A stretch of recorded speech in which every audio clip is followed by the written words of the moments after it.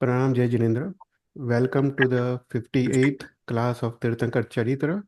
और ये क्लास में हम अरनाथ भगवान के जीवन चरित्र के बाद आगे बढ़ेंगे। लास्ट क्लास में हमने अरनाथ भगवान का जीवन चरित्र फिनिश किया था। उसके बाद हम आगे देखेंगे। विल स्टार्ट विद मंगलाचरण। नमो हरियंतारम नमो सिद्धानम नमो आयरियानम नमो वज्झायानम नमो लोय सव्व साहुरम ऐसो पंच नमुक्कारो सव्व पाव परासरो मंगलारंच सव्वे सिम परमं हवै मंगलम राग द्वेष विजेतारम ज्ञातारम विश्ववस्तुना शक्र पूज्य गिरामेशम तीर्थे संश्रुतिमाने पन्नगे च सुरेंद्रे च कौशिके पाद संस्कृति निर्विशेष मनस्काय श्री वीर स्वामिने नमः। तो लास्ट क्लास में हम दंडक करके प्रकरण है उसके बारे में देख रहे थे। तो हमने देखा कि जब अपना जो आत्मा है वो सिद्ध है, बुद्ध है, निरंजन है, निराकार है, अनंत ज्ञान दर्शन चारित्र से युक्त जो अपना आत्मा है, वो जब कर्म के बंध से बंधता है तो उसको एक सजा पाई जाती है, उसको दंड मिलता है। और इसके कारण वो चार गति में परिभ्रमण करता है। तो वो मनुष्य गति, देव गति, तिर्यंच और नारक गति में परिभ्रमण करता है। तो यहाँ पे गजसार मुनि ने दंडक प्रकरण में ये जो चार गति है उसको 24 गतियों में उसको विभाजित किया था। तो ये सबसे पहले हमने देखा कि ये 24 गति कौन सी है। तो हमने देखा कि सबसे पहले नरक गति। तो नरक गति को जो सात नरकावास है, रत्न प्रभा, शर्करा प्रभा, वालुका प्रभा, पंख प्रभा, धूम प्रभा, तम प्रभा और महातम प्रभा।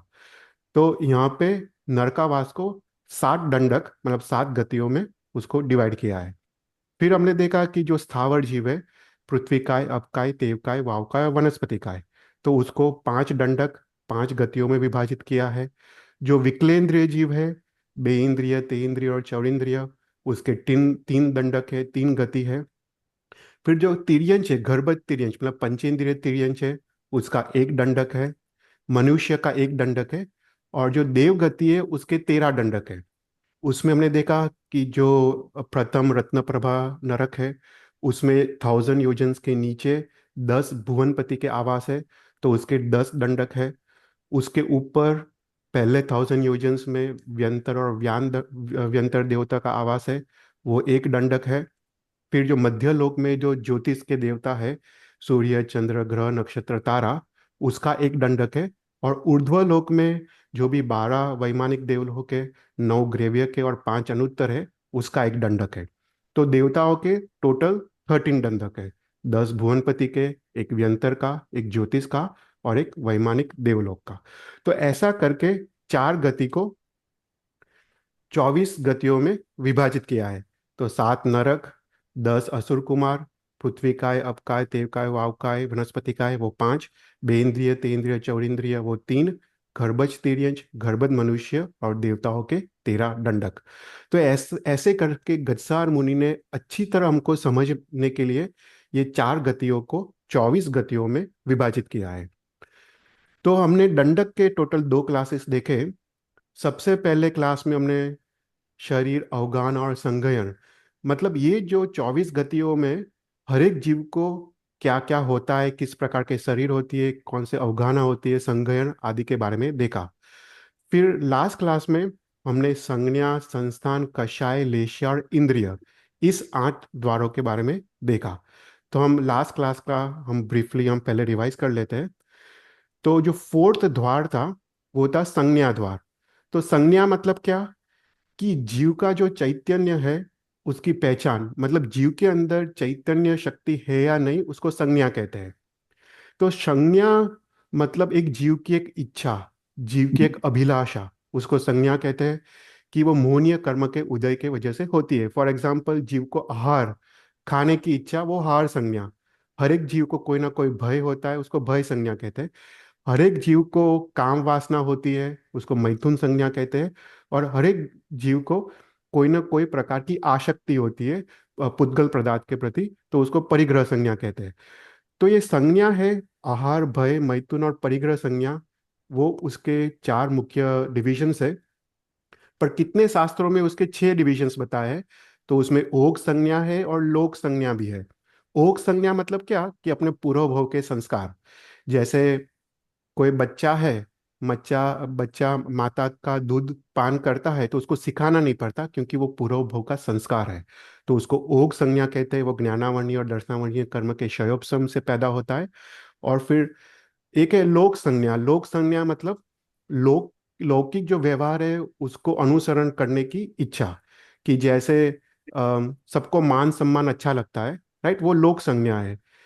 जैसे कोई कहे कि ये चाय अच्छी है, तो हमारे मगज में, हमारे माइंड में बैठ जाता है कि चाय तो टेस्टी है, चाय अच्छी है। तो वो लोक संज्ञा है। जो लौकिक व्यवहार है उसको अनुसरने की वृत्ति, वो लोक संज्ञा है। तो ऐसे करके संज्ञाओं को 4 में विभाजित विभाजित किया है, 6 में विभाजित किया है, और 16 में भी विभाजित किया है। पर मुख्य जो है वो 4 है या 6 है। फिर हमने देखा कि हर एक दंडक में कौन सी संज्ञा होती है। जो तीर्यंश है, तीर्यंश में मुख्य आहार संज्ञा होती है। बाकी सब संज्ञा होती है पर वो गौण होती है। पर मुख्य जो संज्ञा होती है वो आहार। तिर्यंश को खाने की इच्छा होती है, उसको 24 घंटे खाना दो तो वो खाएगा। तो तिर्यंश को आहार संज्ञा होती है। मनुष्य को कौन सी होती है, बोलते हैं मैथुन संज्ञा। नरक को भय संज्ञा होती है। और देवताओं को परिग्रह या लोभ संज्ञा होती है। कि देवता अगर तुम देखो तो परस्पर वो लोग वैर भाव रखते हैं, ईर्ष्या रखते हैं, एक दूसरे के देवांगनाओं को उठा लेते हैं। वो दूसरे जो इंद्र है उसका प्रभुत्व को सहन नहीं कर पाते, राइट। उनमें उनमें ईर्ष्या और लोभ और परिग्रह संज्ञा देवलोक में होती है। तो ऐसा करके हर एक दंडक में कौन सी संज्ञा है वो बारे में हमने देखा। फिर उसके बाद हमने 5वां द्वार देखा था, वो है संस्थान द्वार। संस्थान मतलब अपना शरीर का आकार विशेष, राइट, अपनी शरीर की रचना, अपना शरीर का शेप क्या है उसको संस्थान कहते हैं।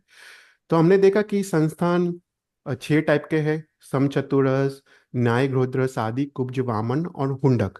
उसमें हमने देखा समचतुरस मतलब शरीर के सभी अंग उपांग वो सामुद्रिक शास्त्र के हिसाब से होते हैं, सभी प्रमाण युक्त होते हैं। उसको समचतुरस कहते हैं।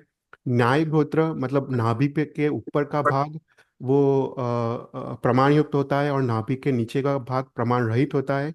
सादी मतलब उल्टा, नाभि के ऊपर का भाग प्रमाण रहित और नाभि के नीचे का भाग प्रमाण के साथ। फिर उसके बाद वामन। वामन संस्थान मतलब जो मुख्य जो 4 अंग है, मस्तक, डोक, हाथ और पग, वो प्रमाण युक्त होते हैं। बाकी के अंग प्रमाण रहित होते हैं। कुब्ज में उल्टा है, मस्तक, ग्रीवा, हाथ और पग वो प्रमाण रहित होते हैं, बाकी प्रमाण रहित होते हैं। और उंडक हुंडक में सभी अवयव प्रमाण से रहित होते हैं। तो ये संस्थान कौन से दंडक में कौन सा संस्थान है, उसमें हमने देखा कि देवगति के जो 13-13 दंडक है उसमें प्रथम सम चतुरस संस्थान है। मतलब देवताओं का शरीर प्रमाणयुक्त होता है और सामुद्रिक शास्त्र के हिसाब से होता है। फिर मनुष्य और तिर्यंश, वो दो दंडक में, वो दो गतियों में 6 संस्थान पॉसिबल है, right? उसमें हमने देखा कि अगर युगलिक मनुष्य है, तीर्थंकर है, गंधर्व भगवंत है, चरम शरीरी है, उनका प्रथम समचतुरस संस्थान होता है। फिर उसके बाद विकलेंद्रिय मतलब बेइंद्रिय, तेंद्रिय, चौरिंद्रिय, नारकी और स्थावर, उनका लास्ट हुंडक संस्थान होता है। मतलब उसका पूरा अंग उपांग प्रमाण से रहित होता है। तो ऐसे करके हमने संस्थान द्वार को देखा था। फिर हमने आगे भी देखा कि संस्थान मतलब shape of the body, right. तो पृथ्वी का है, अप का है, अग्नि का है, वायु का है, वनस्पति का शेप क्या है। देखो हम ये जीव को तो देख नहीं पाते। हम जैसे पानी को देखते हैं, पर वो पानी जो देखते हैं वो जीवों का शरीर है, वो समूह का जीवों का शरीर है। पर हर एक इंडिविजुअल जीव कैसा दिखता है वो शास्त्र में लिखा है। पृथ्वी का है, वो मसूर की दाल की तरह दिखता है। अब का है, वो बबल की तरह दिखता है, पानी के परपोटे की तरह। अग्नि काय का एक जीव सोया मतलब निडल की तरह दिखता है। वायु काय का हर एक जीव ध्वजा की तरह दिखता है। और वनस्पति काय का जीव अनेक अनेक संस्थान के, अनेक अनेक आकार के होते हैं। फिर उसके बाद हमने 6th द्वार को देखा था, वो एक कषाय द्वार।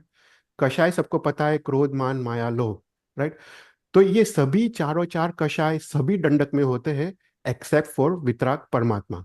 जब जीव शपक श्रेणी में आता है तो 10th गुणस्थानक में चारों चार कषाय को नष्ट करके 12th गुणस्थानक में सयोगी केवली बनता है। तभी उसके कोई भी कषाय नहीं होते। पर बाकी सभी दंडकों में सभी जीवों को चारों चार कषाय होते हैं। पर इसमें अगर देखें तो नारक के जीव को सबसे ज्यादा क्रोध कषाय होता है। मनुष्य के जीव को सबसे ज्यादा मान ईगो कषाय होता है। तिर्यंज के जीव को माया कषाय होता है। देखो तिर्यंज का जीव खाना जब मिलता है तो खाना छुपा देता है, वो माया कषाय है। और देवताओं के जीव हमने देखा उसको सबसे ज्यादा लोभ कषाय है। बाकी सब कषाय होते हैं, पर ये मुख्य कषाय है, बाकी सब गौण कषाय है। तो इसका अर्थ ये है कि हम जीवन में जैसे कषाय करेंगे ऐसी गति मिलेगी। हम हम क्रोध करेंगे बहुत तो हमको नरक गति मिलेगी, राइट। हम माया करेंगे तिर्यंज गति मिलेगी, राइट। तो उस प्रकार से हमको गति भी हमको मिलती है। फिर हमने देखा सेवंथ जो द्वार था वो है लेशिया, राइट। लेशिया को काफी डिटेल में देखा था। पर लेशिया को समझने के लिए लोगों को अभी लेशिया का डिफरेंट डिफरेंट अंडरस्टैंडिंग है।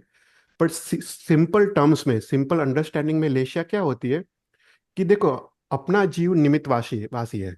जिस प्रकार का निमित्त मिलता है उस प्रकार के कषाय करते हैं, राइट। हमको किसी ने कुछ खराब बोला तो तुरंत क्रोध आ जाता है। हमको किसी को अच्छा बोला तो मान आ जाता है, राइट। तो हम लोग निमित्तवासी है, जैसा निमित्त मिलता है ऐसा हम कषाय करते हैं। पर लेशिया का अर्थ है कि हर एक जीव का एक जन्मजात स्वभाव होता है। कि जैसे तुम देखो, कोई जीव क्रोधी होता है, राइट। कोई जीव उदार होता है, कोई जीव वैर भाव रखता है, कोई जीव ठंडा होता है, कोई गर्म होता है, उग्र होता है, राइट। कोई जीव उदार होता है, राइट। ऐसे ऐसे कोई जीव धीरजवान होता है, कोई चंचल होता है। तो हर एक जीव का एक जन्म से ही एक एक स्वभाव होता है, उसको लेशिया कहते हैं।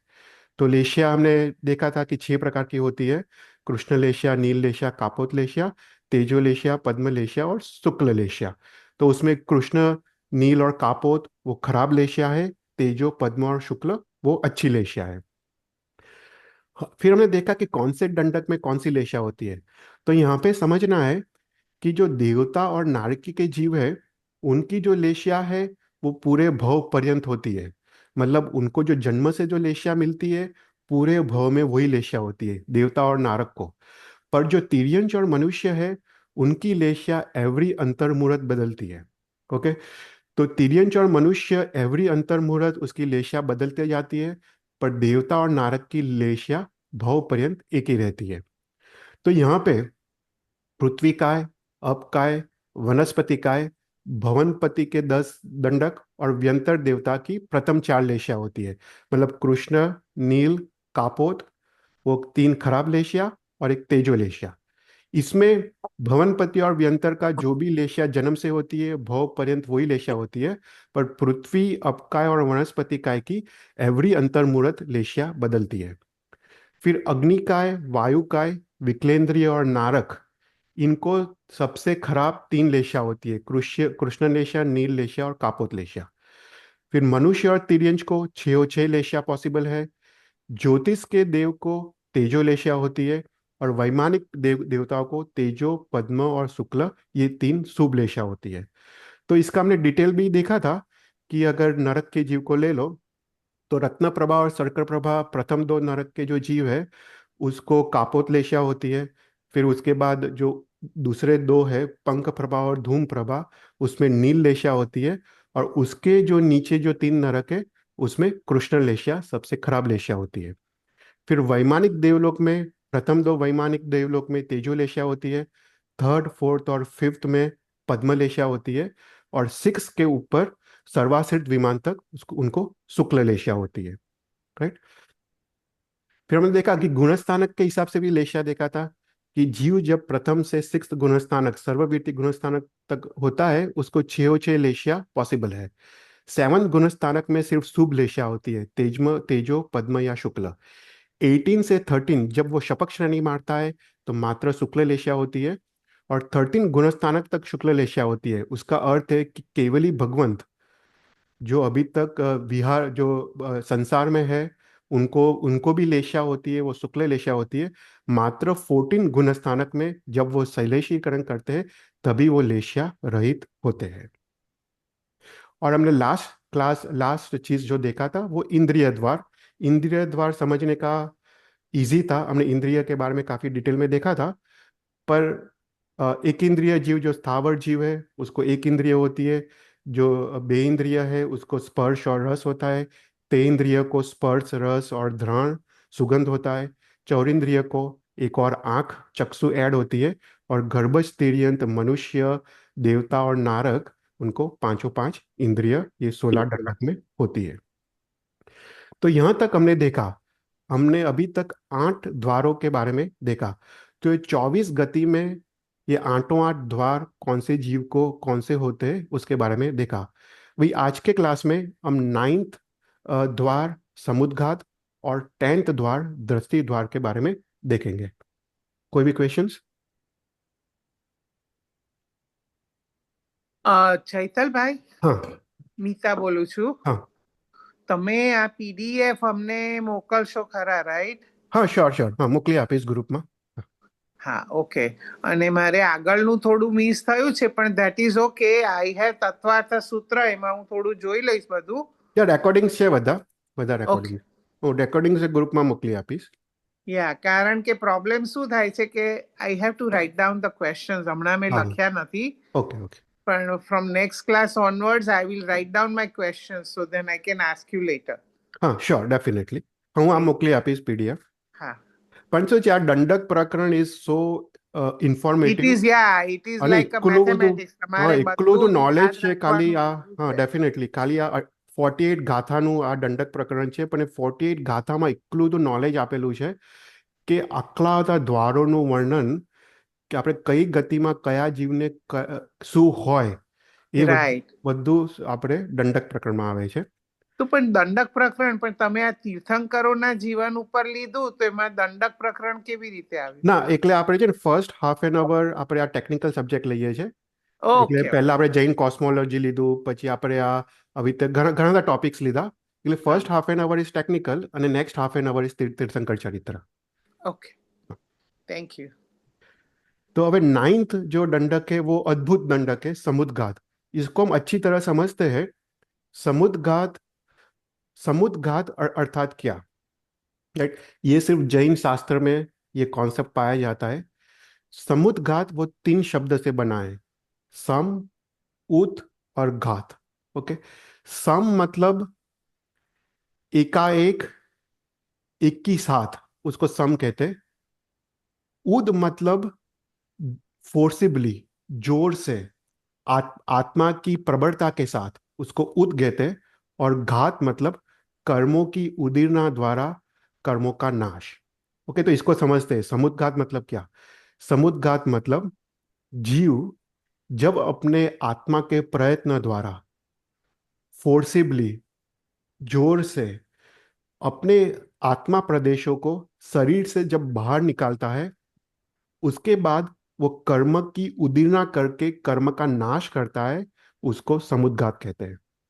तो इसको हम और समझते हैं कि जीव अपने आत्म प्रदेशों को शरीर से बाहर निकालता है। जब जीव अपने आत्म प्रदेशों को शरीर से बाहर निकालता है, उसके शरीर में तो आत्मा होता ही है, सिर्फ वो आत्मा का आत्म प्रदेशों का विस्तार करता है। अपना शरीर तो कभी भी आत्मा से रहित होता नहीं है, पर अपने शरीर से वो आत्मा को बाहर निकालता है।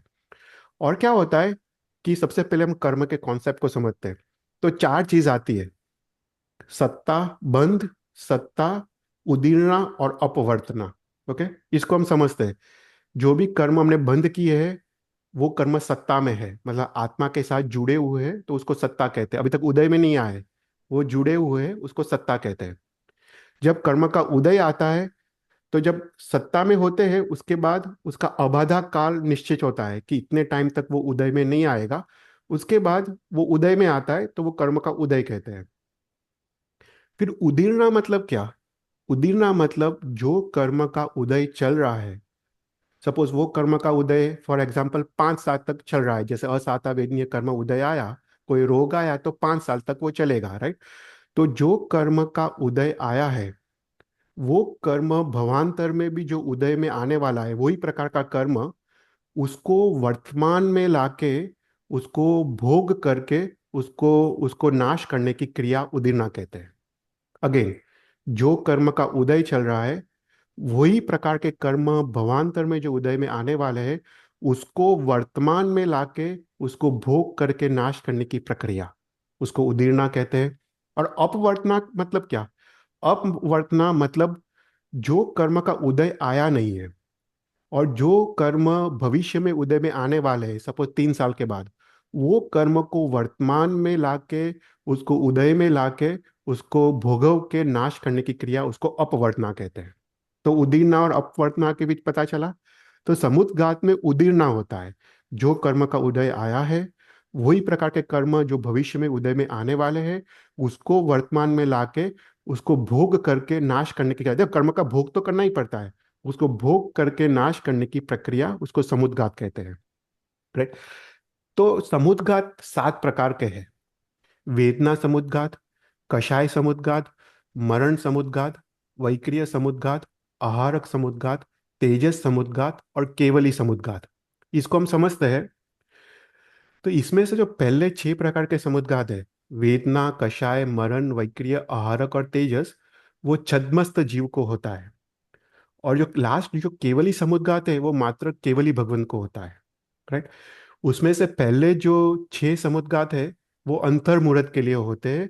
और केवली समुद्घात वो 8 समय के लिए होता है। तो सबसे पहले हम केवली समुद्घात को समझते हैं, तो बाकी सब समुद्घात समझने का इजी हो। तो केवली समुद्घात मतलब क्या? जब केवली भगवंत मतलब उन्होंने 4 घाती कर्म को नाश कर दिया है: ज्ञानावरणीय, दर्शनावरणीय, मोहनीय और अंतराय। राइट। उसके 4 अघाती कर्म बाकी है: वे नाम कर्म, गोत्र कर्म, वेदनीय कर्म और आयुष्य कर्म। राइट। ये 4 कर्म अभी तक केवल ज्ञानी को बाकी है। जब पहले के 3 कर्म, नाम कर्म, गोत्र कर्म और वेदनीय कर्म की स्थिति आयुष्य कर्म से ज्यादा हो, तो वो केवली समुद्घात करते हैं। मतलब जब नाम कर्म, गोत्र कर्म और वेदनीय कर्म की स्थिति आयुष्य कर्म से ज्यादा हो, तो वो 3 कर्मों की स्थिति आयुष्य कर्म की सम स्थिति के साथ इक्वल स्थिति करने के लिए वो केवली समुद्घात करते हैं। क्योंकि क्या होगा, अगर ये 3 कर्म की स्थिति ज्यादा है और केवल ज्ञानी का आयुष्य खत्म हो गया, तो वो मोक्ष में नहीं जाएंगे। इसलिए मोक्ष में जाने के लिए उनको ये केवली समुद्घात करना पड़ता है। ओके। तो हर एक केवली को केवली समुद्घात नहीं करना पड़ता है। जिसकी ये वेदनीय नाम और गोत्र कर्म की स्थिति आयुष्य कर्म से ज्यादा हो, तभी केवली समुद्घात करते हैं। कितनी बार स्थिति कम होती है या इक्वल होती है, तब केवली समुद्घात करने की जरूरत नहीं पड़ती। पर जब ये 3 कर्म की स्थिति आयुष्य कर्म की स्थिति के ज्यादा हो, तो ये 3 कर्म की स्थिति आयुष्य कर्म की स्थिति से बराबर करने के लिए, इक्वल करने के लिए केवल ही समुद्घात करते हैं। क्योंकि जब वो शैलेशीकरण करे, तो सभी कर्म, चारों 4 अघाती कर्म एक साथ नाश हो जाए। राइट। तो अब ये कैसे करते हैं केवल ही समुद्घात? तो बेसिकली अपने आत्म प्रदेशों को शरीर से बाहर निकालते हैं और पूरे 14 राज्यलोक में व्याप्त कर लेते हैं। तो प्रथम समय में क्या होता है कि अपना जो आत्मा प्रदेश है, उसकी जाडाई प्रमाण, जो थिकनेस है, उसकी जाडाई प्रमाण और ऊंचाई 14 राजलोक प्रमाण करते हैं। ओके। तो पूरा मोक्ष से लेके नारकी तक, तो 14 राजलोक प्रमाण अपनी आत्मा प्रदेशों को शरीर से बाहर निकालते हैं और एक दंड की रचना करते हैं। दंड मतलब जैसे डंडा होता है ना, ऐसे एक दंड की रचना करते हैं। तो ये प्रथम समय में होता है। ओके। प्रथम समय में अपनी शरीर की जाड़ाई प्रमाण, ऊंचाई 14 राजलोक, वो केवली भगवंत अपने आत्म प्रदेश को बाहर निकालते हैं। तो यहाँ पे समझना है, जब आत्म प्रदेश शरीर से बाहर निकालते हैं, वो आत्म प्रदेश सिर्फ स्ट्रेट लाइन में ऊपर नीचे जाते हैं। राइट। हमने देखा था कि आकाश प्रदेशों की श्रेणी में ही वो ट्रैवल करते हैं, उसको अनुश्रेणी कहते हैं। हमने जब वक्र गति और सरल रजु गति के बारे में देखा था, वही कॉन्सेप्ट यहाँ पे है। तो प्रथम समय में 14 राजलोक प्रमाण वो दंड की रचना करते हैं। सेकंड समय में, मेरा पॉइंटर है, सेकंड समय में वो पूर्व पश्चिम को आत्मा प्रदेश को फैलाते हैं। वो शरीर की जाड़ाई सेम ही रखते हैं, पर पूर्व पश्चिम में वो वो फैलाते हैं, तो उसको कपाट कहते हैं। ओके। पहले में वो दंड कहते हैं, सेकंड में जो आकृति बनती है उसको कपाट कहते हैं। फिर थर्ड समय में क्या होता है कि जो कपाट की रचना की है, उसमें से आत्मा प्रदेशों को उत्तर दक्षिण की तरफ फैलाते हैं। ओके, पहले पूर्व पश्चिम फैलाया, फिर उसके बाद उत्तर दक्षिण फैलाया, तो उसको मंथन कहते हैं। तो मंथन की रचना होती है। और फोर्थ समय में जो भी 14 राजलोक में जो भी जगह आंतरा जो बाकी रह गया है, वहां पे आत्मा प्रदेशों को फैलाते हैं। तो ये 4 समय में अपना आत्मा पूरे 14 राजलोक में वो व्याप्त करते हैं। फिर फिफ्थ समय में अपने आत्मा को संकोच करते हैं, आंतरासा लेके मंथन करते हैं। फिर उसके बाद मंथन से लेके वो कपाट करते हैं, फिर कपाट से लेके वो दंड करते हैं, दंड से लेके वो वापस अपने शरीर में वो आत्मा अपने शरीर के रूप हो जाता है। तो ये 8 समय की प्रक्रिया है। और ये 8 समय में क्या होता है, वेदनीय गोत्र और नाम कर्म की स्थिति आयुष्य कर्म की स्थिति के बराबर हो जाती है। तो इसको बोलते हैं केवली समुद्घात। कोई भी क्वेश्चंस? ये एक अद्भुत कॉन्सेप्ट है, राइट? तो अभी दूसरे समुद्घात समझते हैं। फिर उसके बाद है वेदना समुद्घात। तो वेदना समुद्घात मतलब क्या? जीव को जब अत्यंत वेदना उत्पन्न हो, असाधावेदनीय कर्म का उदय हो, उसके कारण वो हताश हो जाता है, वो इतना व्याकुल हो जाता है कि वो अपने आत्मा प्रदेशों को शरीर से बाहर निकालता है। वो इसमें अपने आत्मा प्रदेशों को शरीर के जाड़ाई प्रमाण, मतलब वो जो भी पोलाण है, मुख का पोलाण, शोल्डर्स का पोलाण आदि को वो फील करता है। और ऊंचाई शरीर शरीर प्रमाण वो करता है, राइट? और इससे क्या होता है, ये करने से वो असातावरणीय कर्म की उदीर्णा करता है। जो भवांतर में जो कर्म उदय में आने वाले हैं, वो वर्तमान में काल में उदय में लाके उसको भोग के उसको नाश करता है। तो उसको बोलते हैं वेदना समुद्घात। तो यहाँ पे समझना है, वेदना समुद्घात कोई भी जीव अपने इच्छा पूर्वक नहीं करता, अपनी इच्छा से नहीं होता है। वो स्वाभाविक रूप से होता है, वो ऑटोमेटिकली होता है। किसी को अगर वेदना समुद्घात करना हो तो कर नहीं सकता। वो स्वाभाविक रूप से ऑटोमेटिकली, जब जीव अत्यंत व्याकुल हो जाता है वेदना के कारण, तब वो वेदना समुद्घात करता है। फिर उसका कषाय समुद्घात। जीव जब कषाय से अत्यंत व्याकुल हो जाता है, उसको भयंकर क्रोध है, भयंकर मान माया लोभ इतना तीव्र है कि वो कषाय समुद्घात करता है। तो अगेन वो अपने शरीर से आत्मा को बाहर निकालता है, जो भी शरीर की जाड़ाई है और अपनी हाइट जो है उतने हाइट का वो दंड की रचना करता है। और वो यहाँ पे कषाय की उदीर्णा करता है। मतलब जो कषाय मोहनीय कर्म है उसको वर्तमान में ला के उसको भोग के नाश करता है, उसको कषाय समुद्घात करते हैं। पर यहाँ पे समझना है, जब कषाय समुद्घात होता है तब अ, कषाय मोहनीय कर्म का तो क्षय होता है, पर उसके साथ साथ नए मोहनीय कर्म का भी बंध होता है। अदरवाइज तो जीव वितराग हो जाएगा कषाय समुद्घात करते, पर ऐसा होता नहीं है। कषाय समुद्घात में उससे ज्यादा मोहनीय कर्म का बंध होता है। जितना वो क्षय करता है ना, उससे ज्यादा मोहनीय कर्म का बंध होता है। तो ये कषाय समुद्घात भी जीव अपनी इच्छा पूर्वक नहीं करता, ऑटोमेटिकली स्वभाव से होता है। फिर मरण समुद्घात। जीव जब उसका मरण समय पास में आता है तो अत्यंत दुखी, अत्यंत व्याकुल हो जाता है। तब वो जीव नेचुरली अपने स्वभाव पूर्व से मरण समुद्घात करता है। अपनी इच्छा से नहीं करता, पर ऑटोमेटिकली ये क्रिया होती है। तो इसमें क्या होता है, जीव जहाँ पे उत्पन्न होने वाला है वहां तक वो अपने आत्मा प्रदेशों को फैलाता है और दंड की रचना करता है। देखो, आत्मा अपने शरीर को तो छोड़ता नहीं है, जो मूल शरीर है, मूल शरीर में तो होता ही है। तो वहां से लेके उत्पत्ति स्थान तक वो दंड की रचना करता है, अंतर मुहूर्त तक वो रहता है। और अगर उसका आयुष्य कर्म खत्म हो, तब वो अ, अपना जो इनिशियल शरीर है उसमें से निकल के नए शरीर में जो उत्पन्न होने वाला हो, वहां पे वो जाता है। तो उसको बोलते हैं मरण समुद्घात। कोई क्वेश्चन? एक क्वेश्चन था। એક મને ક્વેશ્ચન હતો, हाँ। તમે જે આ બધા સમુદ્ઘાત કીધા ને, हम्म। વેદના, हम्म। કષાય ને મરણ, हम्म। એ જો એની મેરેજ થવાના હોય हम्म। વ્યક્તિને, हम्म। તો એને સમુદ્ઘાત કેવી રીતે કહેવાય? કારણ કે મારે ક્ષમતામાં રહેવું જોઈએ એવું હું જાણું છું જ્યારે મને વેદના થઈ ત્યારે, બરાબર ને? हम्म। અને હું એવો પ્રયત્ન કરતી હોઉં પણ જો એ સમુદ્ઘાત થવાનો જ છે, તો ના એ મારા પ્રયત્નનું શું, પુરુષાર્થનું શું થયું ના, એમ? એટલે સમુદ્ઘાત થવાનો છે એવું નથી। એટલે એટલે આમાં समझવાનું છે कि जो वेदना कषाय मरण मरण समुद्घात है ना, वो हर एक जीव को नहीं होता है। ऐसा नहीं है कि होने ही वाला है। ये बहुत कम, मतलब कब ये, कोई जीव को ये समुद्घात होता है। सभी को भयंकर वेदना है, वो सब लोग वेदना समुद्घात नहीं करते। वो वो थोड़े ही जीव वेदना समुद्घात करते हैं। और पर ये क्या है कि वो अपनी इच्छा से नहीं होता है। जीव इतना हाँ, दुखी हो वो मुझे जाता है। समझ में हाँ। नहीं आया हम्म। कि जो आपने बताया कि वो अपनी इच्छा से नहीं होता है, अपने आप ही होता है। हम्म। तो उसका तो मीनिंग ऐसा हो गया कि जब से मेरा जन्म हुआ हम्म। और ये होने वाला था वेदना का, हम्म। तो वो समुद्घात भी होने वाला था, वो पहले से ही नक्की हो चुका था, ऐसा है? नहीं नहीं नहीं नहीं नहीं नहीं नहीं, नहीं, ऐसा नहीं है। देखो, ये समुद्घात पहले से नक्की नक्की नहीं होता है। राइट। वो तो जीव को, अगर फॉर एग्जाम्पल असाता वेदनीय कर्म का उदय आया, हाँ, कितने लोग समतापूर्वक सहन करते हैं।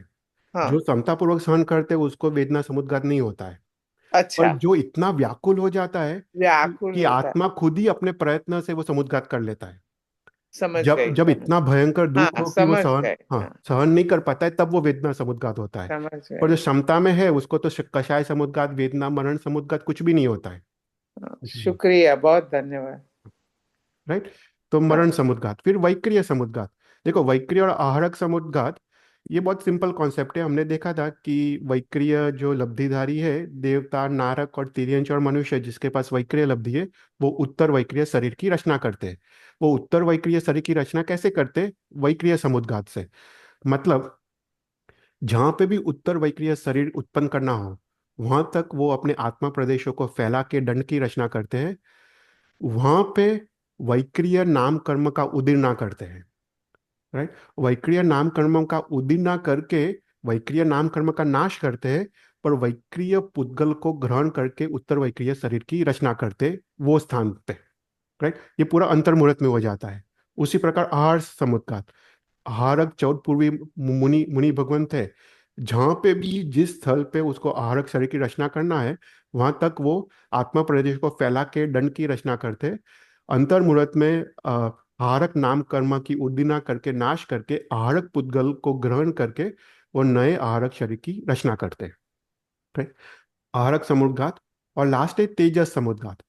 तेजस समुद्घात मतलब जो तेजस लब्धि वाले जो मुनि भगवंत है या श्रावक है, जिसके पास तेजोलेशिया, शीतलेशिया की लब्धि है, जहां पे भी उनको तेजस लेशिया या शीत लेशिया छोड़नी है, वो स्थान तक वो अपने आत्मा प्रदेशों को फैलाते हैं, तेजस नाम कर्म की उदीर्णा करते हैं, और वो तेजस पुद्गलों को ग्रहण करके अंतर मुहूर्त में वो तेजस या शीत लेशिया वहां पे वो लब्धि को छोड़ते हैं। उसको बोलते हैं तेजस समुद्घात।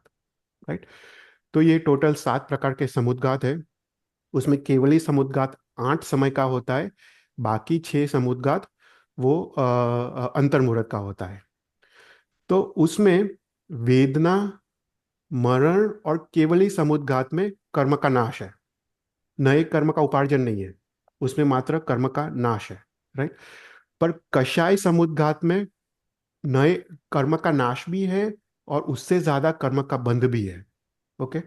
और वैक्रियक, आहारक और तेजस में क्या होता है कि वैक्रिय नाम कर्म, आहारक नाम कर्म, तेजस नाम कर्म का नाश है, पर वो उस प्रकार के पुद्गलों का ग्रहण भी है कि उस प्रकार के शरीर की रचना करनी है। राइट। फिर उसके बाद वेदना, कषाय और मरण समुद्घात वो स्वाभाविक है, जीव अपने इच्छा पूर्वक नहीं करता, इसलिए वो अनाभोग है, अनाभोगिक कहते हैं।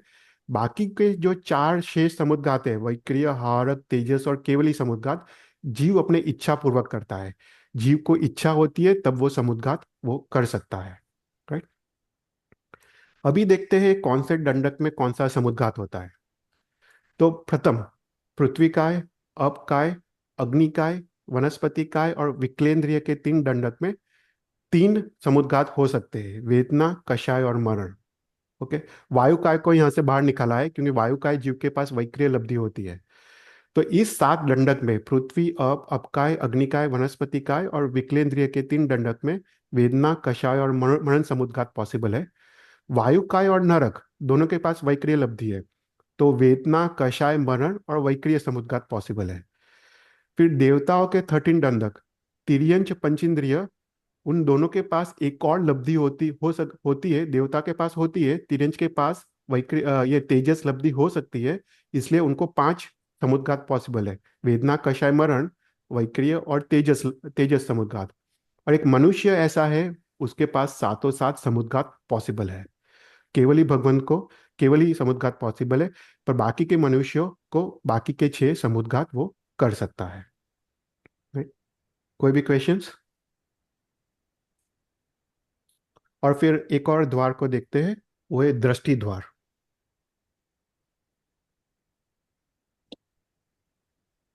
कोई भी क्वेश्चंस हो तो पूछना। Right? अभी दृष्टि, दृष्टि मतलब क्या? दृष्टि तीन प्रकार की होती है: मिथ्या दृष्टि, मिश्र दृष्टि और सम्यक दृष्टि। मिथ्या दृष्टि मतलब क्या? मिथ्या मतलब गलत मान्यता, उल्टी मान्यता, विपरीत मान्यता, विपरीत समझण, उसको मिथ्या कहते हैं, मिथ्या दृष्टि। जैसे वो सुदेव सुगुरु सुधर्म को कुदेव कुगुरु कुधर्म मानेगा। भगवान और गुरु भगवान के प्रति उसको बहुमान भाव पैदा नहीं होगा। ये सब मिथ्या दृष्टि जीव है। जो तत्व को अतत्व मानेगा और तत्व को तत्व मानेगा। जो संसार वर्धक जो पदार्थ है उसको उपादेय मानेगा, और जो मोक्ष ले जाने वाले पदार्थ है उसको हे मानेगा। तो ये सब मिथ्या दृष्टि जीव है। तो मिथ्या दृष्टि अनेक प्रकार के शास्त्र में डेफिनेशन है। तो पहला है व्यक्त और अव्यक्त मिथ्यात्व। तो जो स्थावर जीव है, एक इंद्रिय, बेइंद्रिय, स्थावर जीव, और फिर विकलेंद्रिय, बेइंद्रिय, तेइंद्रिय और चौरिंद्रिय, उनका अज्ञान गाढ़ होता है क्योंकि उनके पास मन नहीं है, वो असंगनी है। तो उनका गाढ़ अज्ञान होता है, उसके कारण उनका मिथ्यात्व होता है। उसको अव्यक्त मिथ्यात्व कहते हैं क्योंकि वो व्यक्त नहीं कर पाते, उनका अव्यक्त मिथ्यात्व है। पर जो संगनी पंच इंद्रिय है, तिर्यंच और मनुष्य, उनकी जो गलत मान्यता है, उनकी जो विपरीत मान्यता है, उसको व्यक्त मिथ्यात्व कहते हैं। फिर दूसरा क्लासिफिकेशन है लौकिक मिथ्यात्व और लोकोत्तर मिथ्यात्व। जो भी जीव धर्म धर्म आराधना के फल स्वरूप संसारिक सुख की इच्छा रखता है, वो मिथ्यात्व है। तो कोई जीव इतर दर्शन के देव को पूछता है, राइट, हिंदू है, क्रिश्चियन है, मुस्लिम है, इतर धर्म के देव को पूछता है और वो सांसारिक सुख की अपेक्षा रखता है, उसको लौकिक मिथ्यात्व कहते हैं। और जो तीर्थंकर परमात्मा की आराधना करता है और उसके फलस्वरूप उसको सांसारिक सुख की, पौद्गलिक सुख की अपेक्षा हो, उसको लोकोत्तर मिथ्यात्व कहते हैं। फिर उसके बाद मिथ्यात्व का थर्ड क्लासिफिकेशन: प्ररूपणा मिथ्यात्व, प्रवर्तन मिथ्यात्व, परिणाम मिथ्यात्व और प्रदेश मिथ्यात्व। तो प्ररूपणा मिथ्यात्व मतलब जैन धर्म, जो तीर्थंकर भगवान ने जो कहा है उससे विपरीत प्ररूपणा करना, उसको प्ररूपणा मिथ्यात्व कहते हैं। कोई बोले कि रात्रि भोजन में क्या पाप है, तो उसको प्ररूपणा मिथ्यात्व कहते हैं। प्रवर्तन मिथ्यात्व मतलब उसके आचार में जो तीर्थंकर परमात्मा के विरुद्ध जो आचार हो, उसको प्रवर्तन मिथ्यात्व कहते हैं। परिणाम मिथ्यात्व मतलब आत्मा का परिणाम, मतलब अपने पास व्यवहार नय है, निश्चय नय है, कोई भी एक नय को पकड़ के चले, वो परिणाम मिथ्यात्व है। देखो, जीवन में हमको दोनों एक साथ लेके चलना है। व्यवहार तो मार्ग है, निश्चय वो लक्ष्य है। राइट? कोई फॉर एग्जाम्पल, कोई सिर्फ निश्चयवादी हो, वो सिर्फ ध्यान में बैठ जाए पर अपना जीवन सुधारे नहीं, जीवन में सभी प्रकार के पाप करे, और वो सोचेगा कि मैं ध्यान में, मैं अपने आत्मा में मैं पहुंच जाता हूँ तो मेरा मोक्ष हो जाएगा, तो वो निश्चयवादी है। कोई व्यवहारवादी है, वो सिर्फ मार्ग पे चलता रहेगा पर उसका कोई लक्ष्य ही नहीं है, उसको कुछ गुणों की प्राप्ति नहीं करनी है, दोषों को नाश नहीं करना है, तो वो व्यवहार मिथ्यात्व है। राइट? तो परिणाम मिथ्यात्व मतलब कोई भी एक नय को पकड़ के चलना, उसको परिणाम मिथ्यात्व कहते हैं। और प्रदेश मिथ्यात्व मतलब मोहनीय कर्म का उदय, मोहनीय कर्म का उदय है, उसको प्रदेश मिथ्यात्व कहते हैं। राइट? फिर उसके बाद मिथ्यात्व के और क्लासिफिकेशंस: अनादि अनंत, अनादि शांत और सादि शांत। अभी कोई अभव्य जीव है, उसका कभी भी सम्यक दर्शन उसको प्राप्त नहीं होने वाला है। वो अनंत काल से उसको मिथ्यात्व है और अनंत काल तक उसका मिथ्यात्व रहने वाला है। तो अभव्य जीव का मिथ्यात्व कैसा है? अनादि अनंत। भव्य जीव है, उसका मोक्ष होने वाला है, उसको सम्यक दर्शन प्राप्त होने वाला है। अनादि काल से वो मिथ्यात्व में है, पर उसका मिथ्यात्व का अंत आने वाला है, तो उसको बोलते हैं अनादि शांत। फिर उसके बाद सादि शांत। कोई सम्यक दर्शी जीव है, उसने सम्यक दर्शन प्राप्त करने के बाद उसने सम्यक दर्शन खो दिया और वापस वो प्रथम गुणस्थानक में, मिथ्यात्व गुणस्थानक में पहुंच गया। राइट। तो उसका मिथ्यात्व कैसा है? सादी शांत, मतलब मिथ्यात्व स्टार्ट भी हुआ, राइट, क्योंकि वो पहले सम्यक दर्शन था, मिथ्यात्व है नहीं, पर प्रथम गुणस्थानक में पहुंच गया तो मिथ्यात्व स्टार्ट हुआ। पर शांत मतलब वो मिथ्यात्व वापस एंड होने वाला है, क्योंकि वो मोक्ष में वो जाने वाला है। तो उसका मिथ्यात्व है सादी शांत। फिर अनदर क्लासिफिकेशन, अब अभिग्रहिक, अनाभिग्रहिक, सांशयिक, अभिनिवेशिक और अनाभोग। राइट। कोई व्यक्ति ऐसा है कि वो मानता है कि मैं जो बोल रहा हूँ वही सत्य है, उसको कोई गुरु भगवंत आके समझाए तो भी वो मानेगा नहीं, तो वो मिथ्यात्व है, अभिग्रहिक मिथ्यात्व। कोई जीव ऐसा है, वो सोचता है कि सभी धर्म इक्वल है, सभी धर्म सत्य है, तो वो अनाभिग्राहिक मिथ्यात्व है। फिर प्रभु के एक भी वचन पे शंका करना, उसको सांसारिक मिथ्यात्व कहते हैं। फिर अभिनिवेशिक मिथ्यात्व, मतलब कोई जीव ऐसा है कि वो कोई सत्य मानता है, पर गुरु भगवंत ने उसको समझाया तो उसको पता चल गया कि उसकी बात असत्य है। असत्य समझने के बाद भी वो बात को छोड़ेगा नहीं, वो वही असत्य की प्ररोपणा करेगा, उसको बोलते हैं अभिनिवेशिक मिथ्यात्व। और फिफ्थ है अनाभौगिक मिथ्यात्व, मतलब उसको सत्य जानने की इच्छा ही नहीं है, कोई शास्त्र श्रवण, शास्त्र अभ्यास की कोई इच्छा नहीं है, उसको बोलते हैं अनाभौगिक मिथ्यात्व। तो मिथ्यात्व के इतने सारे क्लासिफिकेशन शास्त्र में दिए हैं। फिर उसके बाद है सम्यक्त्व। राइट। तो सम्यक्त्व और मिथ्यात्व में क्या डिफरेंस है? तो अंडरस्टैंडिंग में देखो, जो मिथ्या दृष्टि जीव है ना, वो शास्त्रों का अभ्यास करेगा, उसमें से उसको जो समझ में आया उसको सत्य मानेगा, जो समझ में नहीं आया उसको असत्य मानेगा, वो मिथ्या दृष्टि है। सम्यक दृष्टि क्या करेगा? शास्त्र का अभ्यास करेगा, उसको उसको जो समझ में आया वो सत्य मानेगा, उसको जो समझ में नहीं आएगा फिर भी वो सत्य मानेगा। राइट। तो सम्यक दृष्टि और मिथ्या दृष्टि में ये डिफरेंस है। सम्यक दृष्टि प्रभु के हर एक बात को वो श्रद्धा पूर्वक स्वीकार करता है, उसको समझ में आए या ना आए, पर प्रभु ने कहा है इसलिए वो सत्य है, ऐसा करके जो मानता है उसको उसको सम्यक दृष्टि या सम्यक्त्व कहते हैं। तो सम्यक्त्व के तीन भेद है, उपसम सम्यक्त्व, शायिक सम्यक्त्व और सयोग श्रमिक सम्यक्त्व। उपशम सम्यक्त्व में क्या होता है कि जब जीव, तो जो जो मोहनीय कर्म है ना, उसको थ्री थ्री में डिवाइड करता है। जब वो फर्स्ट से फोर्थ गुण स्थानक में पहुंचता है तो उसको त्रिपुंजीकरण कहते हैं। तो उसको थ्री बकेट्स में डिवाइड करता है, एक मिथ्यात्व मोहनीय, मिश्र मोहनीय और सम्यक्त्व मोहनीय। जो मिथ्यात्व मोहनीय मतलब गाढ़ मोहनीय, मिश्र मतलब थोड़ा कम मोहनीय कर्म का असर है, और सम्यक्त्व मोहनीय मतलब एकदम अल्प मोहनीय कर्म है। तो वो तीन में वो डिवाइड करता है। तो जो उपसम सम्यक्त्व है, उसमें जो चार अनंतानुबंधी जो कषाय है और ये तीन जो मोहनीय कर्म है, उसको दबा देता है, उसका क्षय नहीं करता है पर वो उपशांत कर देता है, दबा देता है।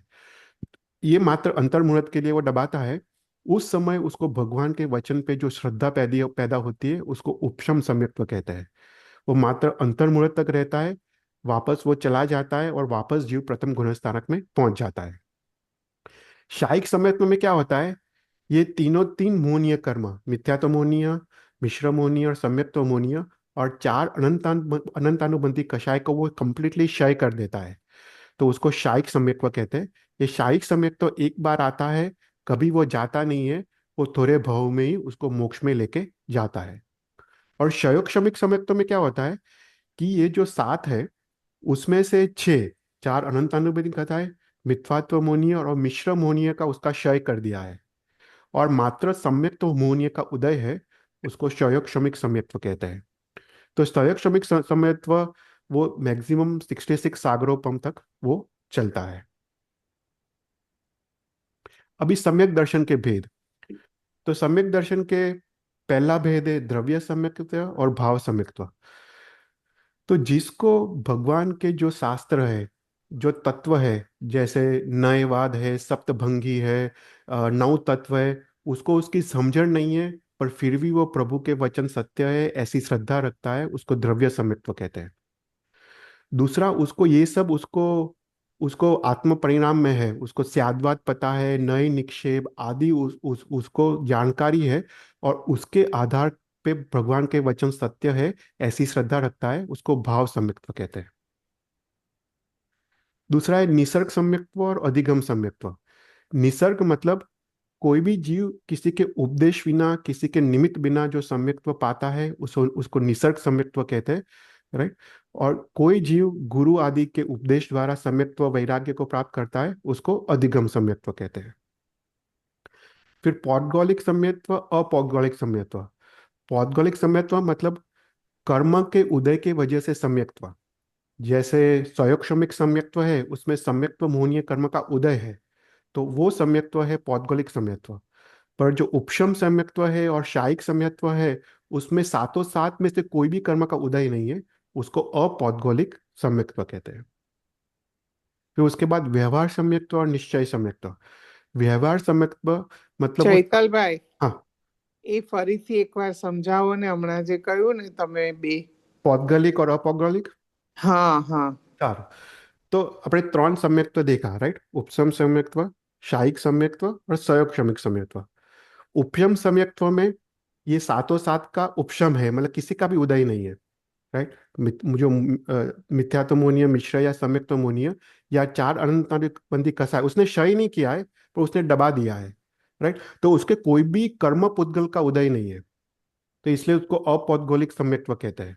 और इवन शायिक सम्यक में तो सातों सात का क्षय कर दिया है, तो इसलिए उसको कोई भी कर्म का उदय नहीं है, मोहनीय कर्म का, राइट।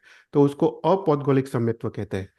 पर जो बीच वाला जो सयोक्षमिक सम्यक्त्व है, उसमें छह का तो क्षय किया है, पर सम्यक्त्व मोहनीय, जो अत्यंत कम रस वाले जो मोहनीय कर्म का उदय अभी चालू है, तो इसलिए उसको पौद्गलिक सम्यक्त्व कहते हैं, क्यों वहां पे कर्म पुद्गल का उदय है इसलिए। ओके। फिर हमने देखा व्यवहार सम्यक्त्व और निश्चय सम्यक्त्व। जिसने सम्यक्त्व व्रत को ग्रहण किया है और उसके कारण वो भगवान के वचन पे श्रद्धा रखता है और उसकी प्ररोपणा करता है, वो व्यवहार सम्यक्त्व। निश्चय सम्यक्त्व मतलब उस सम्यक्त्व के जो पांच गुण हैं, उपसम, संवेग, निर्वेग, आस्तिक, अनुकंपा, उसका उसका आत्मा परिणाम पैदा हुआ है, वो निश्चय सम्यक्त्व है। देखो, व्यवहार सम्यक्त्व वो फोर्थ गुणस्थानक में पैदा होता है, निश्चय सम्यक्त्व वो सेवंथ गुणस्थानक में वो पैदा होता है। फिर उसके बाद दीपक सम्यक्त्व, रोचक सम्यक्त्व और कारक सम्यक्त्व। दीपक मतलब क्या, जैसे दीपक वो ऊपर की तरफ उजाला देता है पर नीचे अंधकार होता है, उसी प्रकार कोई जीव ऐसा है, अभव्य जीव, कि दूसरों को तो प्ररूपणा करता है, उसके कारण दूसरे जीव सम्यक्त्व को प्राप्त करते हैं, पर खुद में तो मिथ्यात्व है, तो भगवान के वचन पे श्रद्धा नहीं रखता, पर फिर भी उसकी प्ररूपणा करता है, तो उसके लिए वो दीपक सम्यक्त्व है। रोचक सम्यक्त्व मतलब भगवान के तत्व पर प्रीति है, उसके आचारों पे प्रीति है, भगवान ने जो कहा है उस पे रुचि है, तो रोचक सम्यक्त्व। और कारक सम्यक्त्व मतलब भगवान ने जो कहा है वो आचार में है, उसको कारक सम्यक्त्व कहते हैं, राइट। तो ये हुआ मिथ्यात्व, सम्यक्त्व। और थर्ड है मिश्र। मिश्र मतलब जो जीव सम्यक दर्शन गुणस्थानक से प्रथम गुणस्थानक में जब गिरता है, तब उसको ये मिश्र सम्यक्त्व होता है, मिश्र दृष्टि होता है। मिश्र दृष्टि में क्या होता है, उसके भगवान के वचन पे नहीं रुचि है नहीं अरुचि है, तो उसको मिश्र कहते हैं। वो मात्र अंतर्मुहूर्त तक रहता है, फिर वो मिथ्यात्व, वो मिथ्यात्व उसको वापस वो चालू हो जाता है। तो अभी देखते हैं कौन से दंडक में कौन सी दृष्टि है। ओके।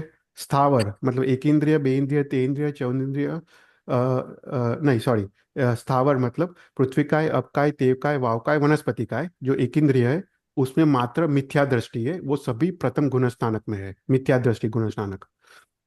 विकले इंद्रिय है, उसमें बे इंद्रिय, ते इंद्रिय, चौरिंद्रिय को दोनों दृष्टि पॉसिबल है। इसको हम समझते हैं, हम सोचे कि बे इंद्रिय, ते इंद्रिय, चौरिंद्रिय को सम्यक दृष्टि नहीं हो सकता है, पर हो सकता है। कैसे? तो कोई जीव पूर्व भव में उसने आयुष्य कर्म का बंध सम्यक दर्शन की प्राप्ति के पहले कर दिया है, तो उसने विकलेंद्रिय के आयुष्य कर्म बंद किया है, पर उसके बाद उसको सम्यक दर्शन पैदा हुआ है, उसकी मृत्यु होती है, तो विकलेंद्र भव में वो जाता है, तो जब वो अपर्याप्त अवस्था में है, तब उसको सम्यक दर्शन होता है। पर जैसे ही उसकी अब पर्याप्ति पूर्ण हो जाती है, तो मिथ्या दृष्टि हो जाता है। तो अपर्याप्त अवस्था में उसको सम्यक दर्शन पॉसिबल है, उसके बाद पर्याप्त अवस्था में वो तो मिथ्या दृष्टि ही है। तो विकलेंद्रिय जीव को वो अपेक्षा से दोनों दृष्टि पॉसिबल है। और देवता, नारक, मनुष्य और तिर्यंश को तीनों तीन दृष्टि पॉसिबल है, मिथ्या दृष्टि, मिश्र दृष्टि और सम्यक दृष्टि। तो ऐसा करके दंडक प्रकरण में हमने 10 द्वारों के बारे में देखा। टोटल 24 द्वार है। आगे की क्लास में हम आगे के द्वारों के बारे में देखेंगे। Right? कोई क्वेश्चंस? પ્રણામ. हाँ। हाँ। હું વૃદ્ધિ છું. हाँ। હું ન્યુયોર્કથી જોઈન થઈ છું અને this is my first time. Question એ છે કે ઘણા બધા ક્વેશ્ચન્સ છે, બહુ સરસ ટેકનિકલ છે, એટલે પણ અત્યારનો મેઇન ક્વેશ્ચન છે કે આયુષ્ય કર્મ બંધ હોય એ એટલે શું? મને I think A basics okay જાણવું હતું. ઓકે. ના, ડેફિનેટલી. આપણે છે ને આયુષ્ય કર્મ વિશે આખો એક ક્લાસ લીધો હતો, પણ હું શોર્ટમાં સમજાવી દઉં. आयुष्य कर्म हर एक जीव को अपने जीवन में एक ही बार बंद होता है। ओके, वो समझते हैं।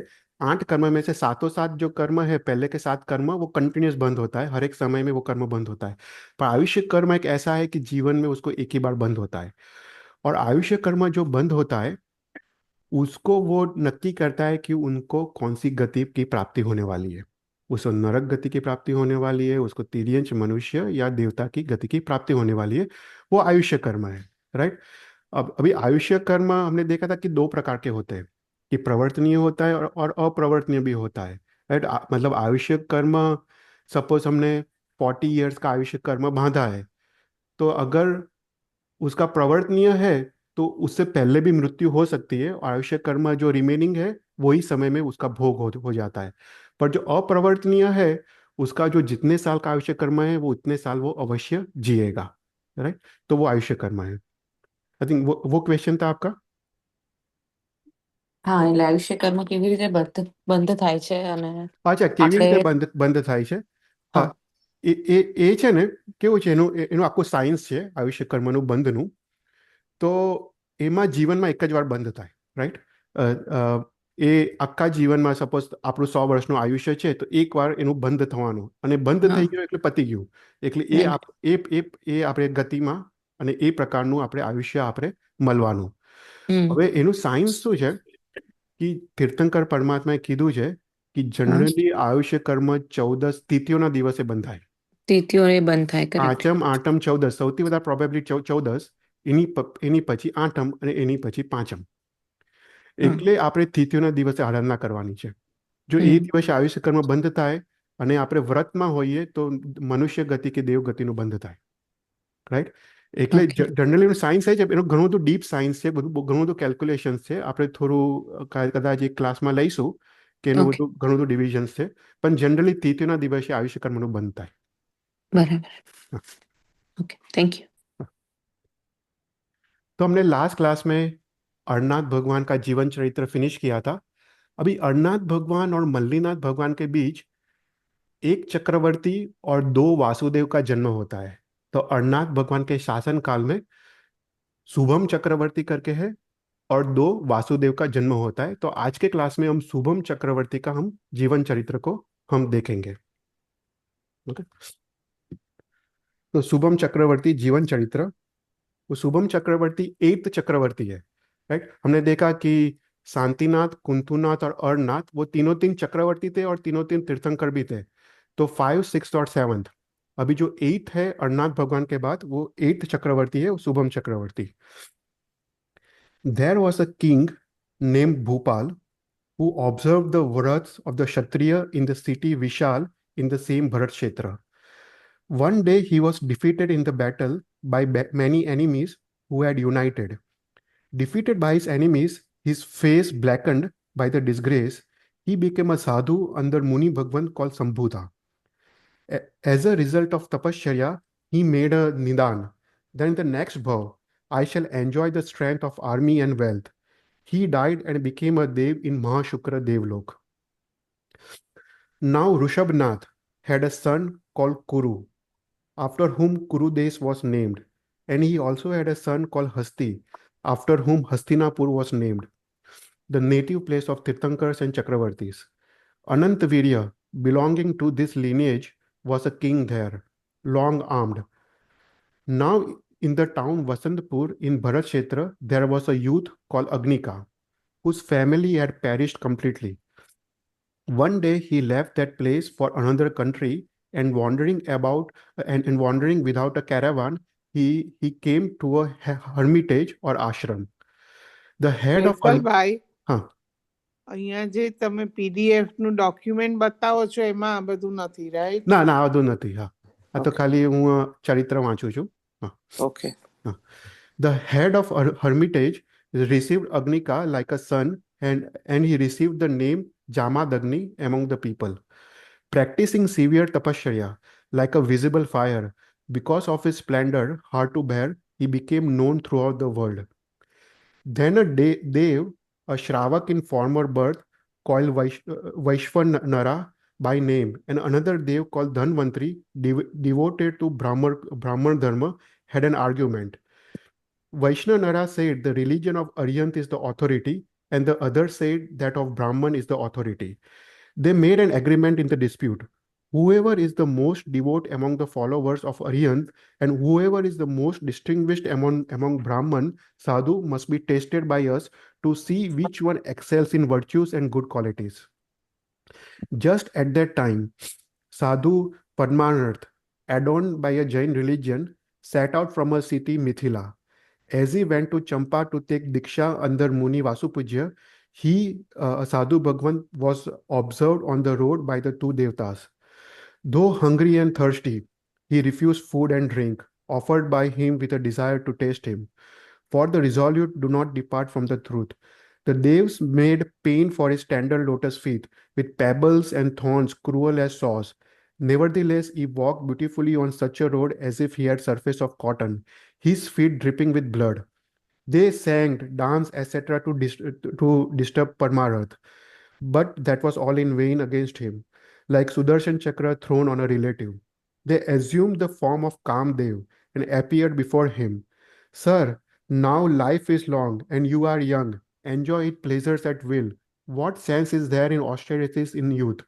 Who, even though energetic, will perform the duties of night at dawn? When youth has been past, the cause of weakness of the body, you should undertake tapasya, like a second old age. Dear sir, Padmaraj said, if life is long, there will be much merit. The lotus stalk grows according to the measure of water. The tapasya which is practiced in the youth when senses are strongest, that is tapasya. They said, good, good, very good to him who was not shaken from the truth. And then they went to the Brahman ascetic Jamadagni, the most distinguished of Brahman sadhu. They saw him with the ground touched by his long hair, like a banyan tree, the feet covered with ants. The two devs created a nest in his long beard, and they assumed the form of sparrows in the nest, one male sparrow and one female sparrow. The male sparrow said, I am going to Mount Himvat. Female sparrow became upset and said, you will not come back. The male sparrow said, if I do not come back, I am as guilty as the pap of this stupid sadhu. Hearing this speech, Jamanagri got angered and seized the two sparrows with his hands. Then he said, what kind of pap? Am I not performing severe tapasya?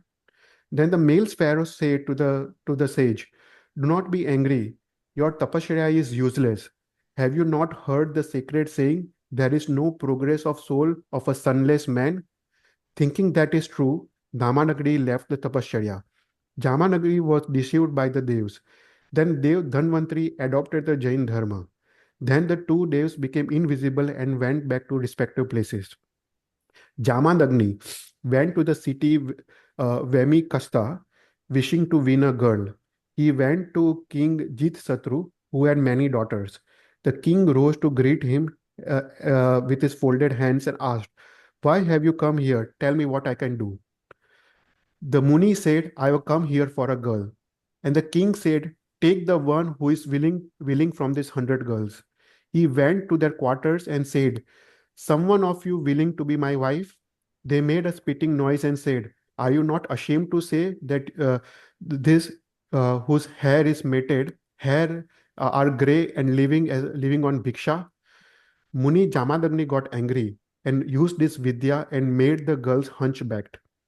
Then he saw a young daughter of the king playing in the sand piles in the courtyard, and he called her Renuka. He showed her a citron, saying, "Do you want it?"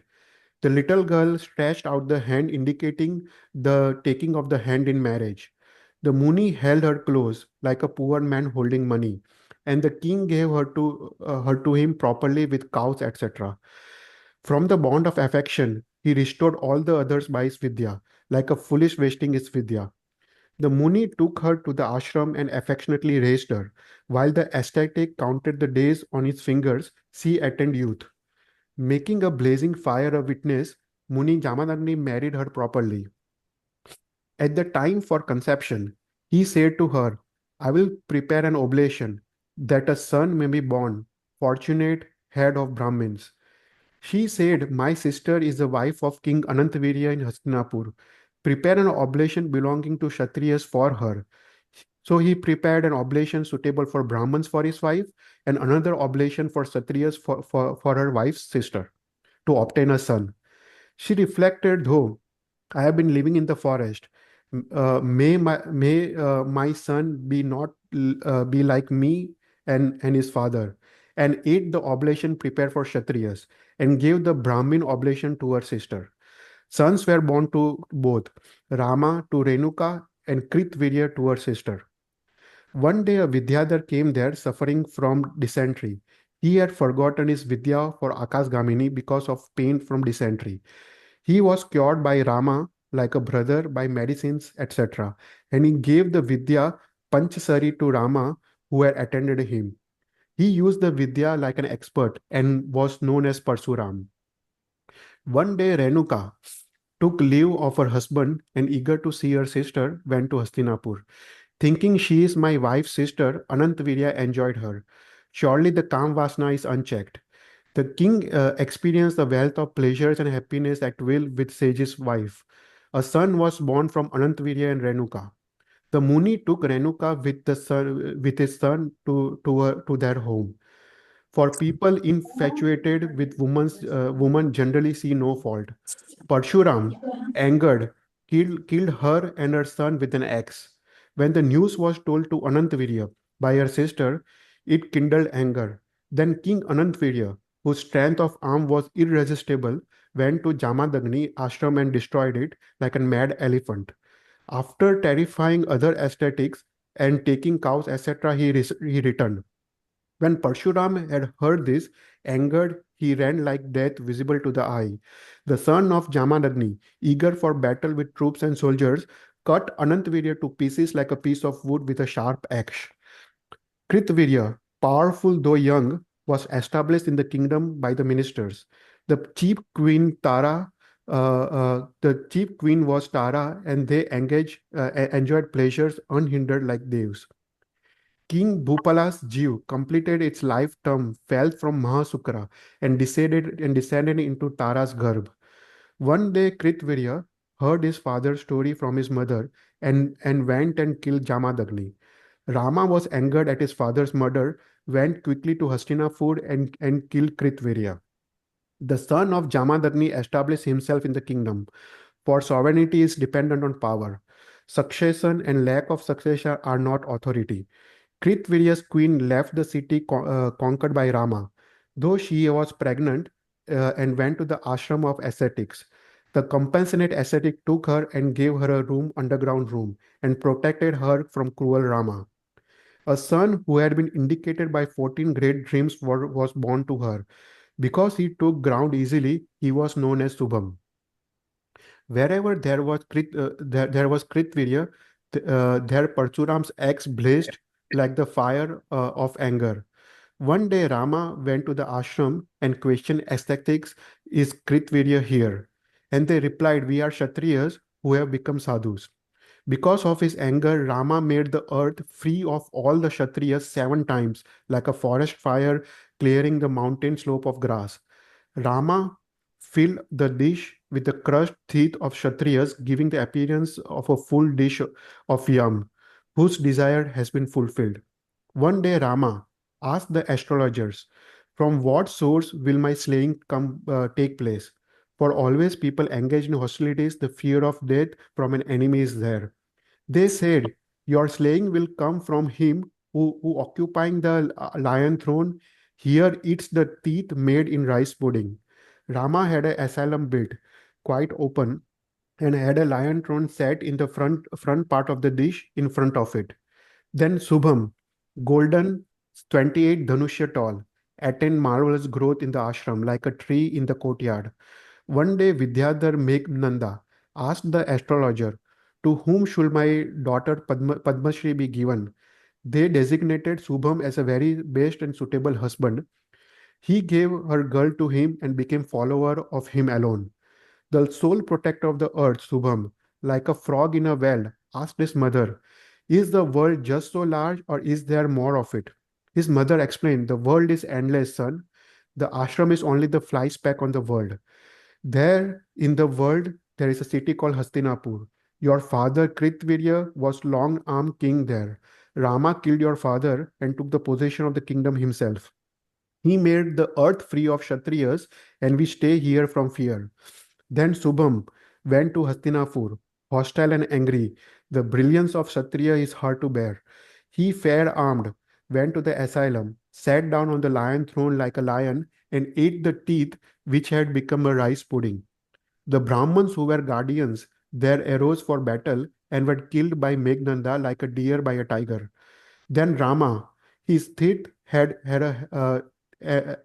hair sparkling, beating his lips with his teeth, came there as if drawn by Yam's nose in anger.